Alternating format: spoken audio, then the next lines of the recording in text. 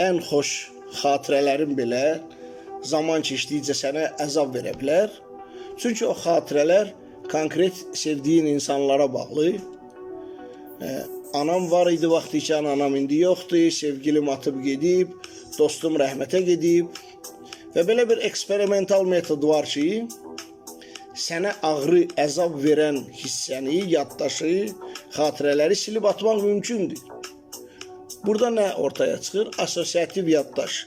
Çünki sənə yemək yeməyi, yaxşının, pisin nə olmağın anan öyrədib, dostunla xoş xatirələr, dostluğun nə olduğunu bilmirsən, sevgilinlə sevginin nə oldu, sevginin nə olduğunu bilmirsən və həmən hissləri silib atanda asosiativ yaddaş olaraq sənin digər bilgilərin də itib gedə bilər. Yəni biz qalanlar əzab çəkməyə məhkumuq.